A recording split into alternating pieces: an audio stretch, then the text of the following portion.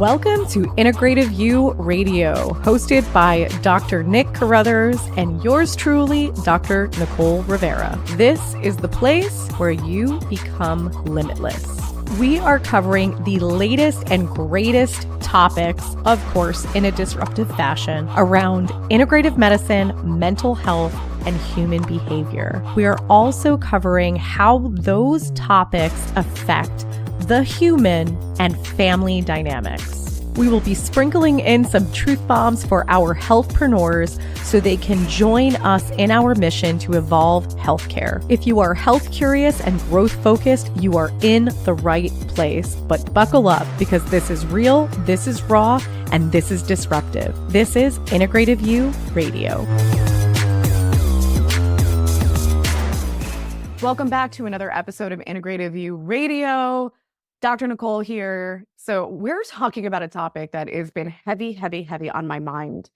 And this has partly been from conversations having with people, observations, and then more recently, one of the books that I've been reading just reiterated this very specific concept. And so I've been having conversations with Dr. Nick, my husband, about this idea of retirement. And that in my observation over the past decade, there have been so many individuals that waited for retirement and then in their retirement found themselves regularly at doctor's appointments. And of course, I looked at this from a couple of different lenses as to why. Is it that they've had this very specific routine and schedule of showing up to their 9-to-5 job or showing up as an entrepreneur, probably working 10 hours a day or more. And they've had their days consumed by routine and schedules. And now they don't. And it's almost more comfortable to have something to do, even if that is going to doctor's appointments. Second idea is all of the years of working, quote unquote, doing what you have to do and doing very little of what you want to do, not taking the vacations, not doing the family dinners, not going out with friends, missing so many holidays or events or opportunities for fun that now, after running on stress hormones and putting so many things to the side, that now your stress hormones start to come down and all your symptoms start to come out. Because think about it. If you are normally someone who has headaches or migraines or gut issues, if you're in the woods about to run from a tiger or some type of predator, then all that stuff goes away because the adrenaline is pumping to get you out of a situation. The same thing is somebody can have a gunshot wound or a major injury, but they could still run because of the adrenaline that's pumping through their system. So the same thing applies is if you're running on adrenaline and stress hormones for most of your life, and now you slow down and those stress hormones start to go down, all of those underlying biochemical imbalances, inflammation, issues, they all start to surface. And now you're like, why do I feel like crap? Or why did I get this serious diagnosis? Why? And now again, you're in declined health. You end up in doctor's appointments and you start to reflect on your life. I should have done that. Should have spent more time. I should have done all those things. And now your health declines and your mental health declines. And you realize the grass isn't greener on the side of retirement. And there are so many people that are going through this and they are passing away in their 60s, in their early 70s. So what's the culprit? Is the culprit long-term stress hormones and burnout, underlying conditions that they never knew that they were there because their body was covering it up due to all of the adrenaline and cortisol that was pumping through? There's a lot of possibilities. But then there's also the possibility of slowing down and reflecting on all the things you didn't do. And now the people aren't around to do it with. Your kids are older, your kids have their own families, they're out of the house. Some of your friends are no longer with you. Some of your friends you never stayed in contact with because you were too busy doing things. And or you got a divorce because you weren't around, you weren't present in your relationship, maybe because you were building wealth, building a business, doing something else. So we have to really sit back and think about our lives now. We need to take inventory on what's working and what's not working, because the grass is not fucking greener on the other side of retirement. I will guarantee that.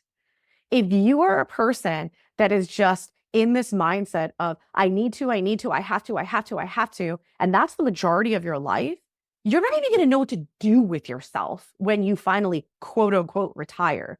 You're not going to go on vacation. You're not going to go to the golf course. You're not going to go all of a sudden have this beautiful relationship with your family and your kids and your wife and your husband and your friends. The ship has sailed. So the time is now. The time is now, because great, you made the great living. What the fuck are you spending your money on? Are you spending your money on friends because you don't have any? Are you spending your money on a spouse because you don't have a quality relationship? Are you spending your money on going on vacations, but your kids aren't even happy to be with you because you weren't around through most of their lives? Like, what are you spending your money on? You have a bunch of cars and you have a bunch of houses? Cool. That's fine if you have all the other pieces that fulfill your life and your values. But if you lived your life sacrificed for success in one area, and you sacrificed everything else, that will follow you. It's not that all of a sudden all the buckets get filled. Now you have great relationships because you retired, and you have great family because you retired, and now you travel, and now you do this, and now you do that. It's not how it works.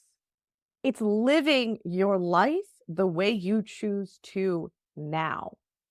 And stop listening to all the bullshit injections of what you're supposed to be and how much money you're supposed to have, and you're supposed to work, and you're supposed to do this, and you're supposed to do that. Because at the end of the day, you're in the driver's seat of your life and you do whatever the fuck you want. But of course, it's all about figuring it out and the balance. So if you say, I'm going to quit my job and I'm never going to work again. Oh, great. Do you have the assets and the reserves in order to do that? Or do you have a plan B? Are you taking a break to figure out your life's inspired work that's going to allow you to make more money than you ever have? It's all about looking at the big picture and having the vision. But a couple of things that I want to really drive home here is the crucial years of your children's development and the connection with your children is birth to 7 years old. So if you're the parent that's in the mindset of, well, I'm going to work really, really, really, really hard, and I'm not going to be around a lot because I'm building a great life for them to have money later. Not how it works. You either build the connection or you don't. So not being around in those years is going to create a permanent divide with you and your children. It's also going to more than likely create a divide between you and your spouse, because you're never going to get each other. If one person, all they do is work, and then the other person is the homemaker and constantly with the kids and that connection, and nobody is taking the time to spend time together or communicate properly, massive divide, which leads to separation later. So these are things you're never getting back. You don't just decide one day, oh, now I will be a bigger part of my kid's life. Going to a football game together as adults versus being part of your kid's football game when he's young, she's young, it's a completely different connection. It's a completely different dynamic. It's a completely different rapport that you're building. You're never getting that back. Understand that. And is it worth it for you to lose that time? and lose that connection. Time waits for no one. And we have this push and pull with time. There's never enough time. We're always running out of time. Maybe it's about getting super hyper focused on the things that actually matter. Because half of the shit that we do in our lives doesn't matter.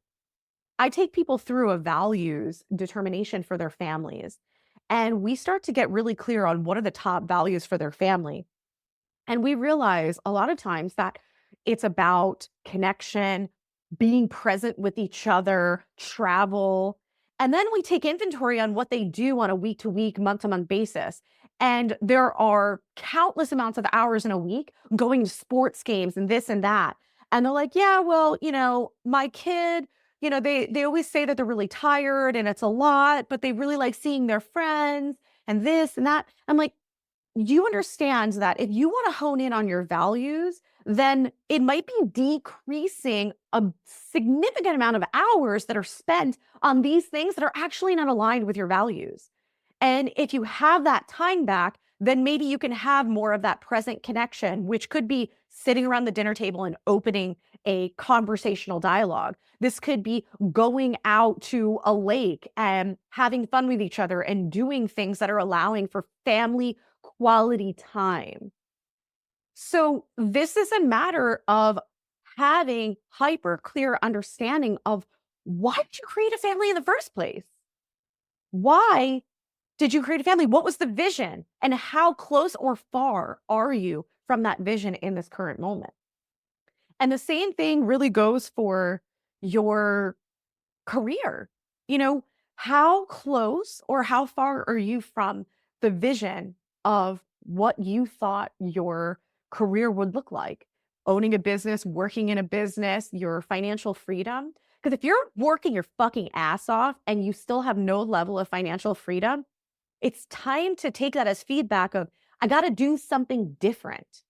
A perfect example is I worked so hard in my business. And I felt like I made money to put money back out because there was so much money that was required to run the business, to keep it afloat. And I had this moment, and it was such a, like, gosh, I don't even know how to say it. Like, it was such a moment that kind of felt shitty, but kind of felt good.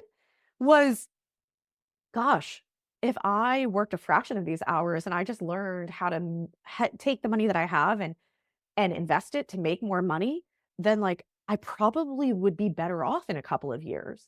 And so it was so shitty because I dedicated my life to this mission and helping people and doing great things and creating jobs and creating an amazing work environment, company culture. And like there was such a big, deep mission. But sadly, that mission was helping so many others, but it wasn't helping me and my family. So I knew that I had to figure out this balance. I had to figure out how to take this feedback, tweak how I ran my business, and tweak how I showed up in that mission, but then also to find the counterbalance of how can I create more generational wealth for my family. So this wasn't about abandoning something altogether. It was about making changes and creating or making decisions that were more in alignment with what I was trying to achieve. Because unfortunately, what I thought that if I just worked and I created this great business and I grew this business, I was going to create all the financial freedom that I wanted. It just wasn't working in that way for me. I'm sure there are other people it's worked out that way. But for me and my values and wanting freedom and wanting the time to have quality time with my family, be part of my child's upbringing, be part of their development and education, I knew that things had to change. And that's scary. And shifting your identity, especially when your identity is wrapped up in something for a decade or longer, it's really hard. And there are moments that you doubt yourself, and there are moments that you feel like a failure, and there are moments that you go, am I fucking crazy? But you have to be able to come back and say, am I taking steps to a life where things are more balanced?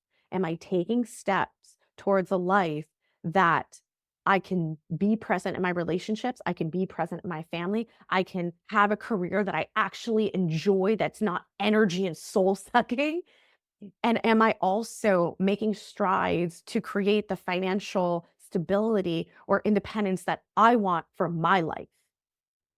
Some people want to make $1 billion and there's other people that could care less. Like, some people want to have a bunch of things, high priced cars and houses and all of that. And some people just want to have houses that are assets so that they can have more financial freedom and they can have more time freedom with their families. Like, nobody's right or wrong. So get out of that mindset and stop fucking looking at what other people are doing because it doesn't matter. It's not what you want and what you should be doing. You need to take the time to get clear on what aligns for you and what's going to make you happy and it's what's going to allow you to wake up refreshed and energized every fucking day. So I'm very passionate about this because, one, I've been on this journey. Two, I also see this over and over and over again with so many people that I work with. People that are doing things out of desperation, not inspiration. Everything that they do on a day-to-day basis is because they have to do it, because they need to do it, because it's a scarcity mindset. They're not doing it because it inspires them. They're not doing it because it's working towards the bigger life goals. It's not working towards balance. If anything, it's keeping them on a hamster wheel, keeping them really, really fucking stuck. I find it interesting because back in the day when I did business coaching, no matter who they were, I would take them through this process to create this amazing proprietary process around their business and cultivate A players on their team and this and that. Nowadays, it could take a month, it could take up to 3 months. And we're working on aligning their professional vision with their personal vision. And half of the people that I'm working with, I'm challenging them because they're fucking miserable and they're burnt out and they hate what they do. And I'm like, I'm not creating a business plan and I'm not creating a proprietary process around the business that you hate. Because guess what? It's going to be a complete waste of everyone's time. So why don't we get really clear on who you are at your core, what is going to fulfill you and energize you, inspire you every day, and let's then create a plan around that. And some people will fight me on it, and they will fight me for 3 months until they're like, okay, I surrender. I surrender. And it's usually because they're starting to lose their health because their business is killing them. I've been there. I get it. So time waits for no one. And if you are a person that you have not done so much of what you thought you've done at this point in your life, and things are constantly getting postponed, they're getting backburnered, and you feel like there is an imbalance, that most of your life is filled with have tos and need tos, and most of your life is not filled with I want tos and I get tos. It's a feedback mechanism. It's a calling to say, it's time for a change. It's time for you to start doing things that are going to move your life in the direction that you want to go. And yes, that can be scary. And yes, it can be hard. It can be all of those fucking things, but it's not impossible. It takes clarity and it takes a plan. And it takes tools that are unconventional. You know how many coaches I've had in my life, how many courses I've taken, certifications that I have. And the thing that I missed is that it's about pausing, thinking, and aligning myself. I spend majority of my time thinking about ideas, thinking about possibilities, thinking about decisions, circling it back to my values and my family's values, circling it back to my bigger vision, which took me a while to create, and then going into meditation to assure that it aligns here. It aligns in my heart, it aligns in my gut, it aligns in my brain. Because if it doesn't, it gets put to the side. So you have to understand that you can't keep operating out of your analytical mind, pros and cons. Oh, well, because that's not the only compass for making decisions. You can use your analytical mind, but your analytical mind is rooted in fear because your fear is there to protect you. So then you have to be able to tap into your intuition, to your gut, to your heart, to your soul in order to assure that you're making the right decisions in your life. So there's a methodical way to go about this. But if you're a person that's been putting life on hold because you are waiting to make the $1 million, multi-million dollars, you're waiting for the right person, whatever you're waiting for, time waits for no one. Start living now. As scary as that can be, start living now. Time is not waiting for you to retire. It's not waiting for you to be thinner. It's not waiting for anything. And if you are in a place where your health is not good, yes, there's probably biochemical reasons for that and inflammatory reasons for that. But if you don't change what's up here in your mind, you are not going to heal. Or you'll do something, you'll get better, and then you'll go backwards. That has been my life goal, is to figure out how to create more resilience in the human body. And that resilience comes from the mind. There are tools to help the body in this process, but if you do not shift how you think about things, how you perceive the world, how you perceive yourself, you will constantly fall back into your default settings. The default settings of sickness, the default settings of depression, the default settings of anxiety, the default settings of being broke, the default settings of whatever. So it's time for the change. It's time to get out of your comfort zone and to start aligning to what is going to best serve you, because time waits for no one. We thank you so much for being an avid listener of Integrative You Radio, formerly known as Integrative Wellness Radio. We appreciate all of your support. We love your comments. Please visit us on social media as well as our website to see all of the fun things happening behind the scenes and the new amazing content and courses that is being rolled out on a monthly basis. We hope to see you there.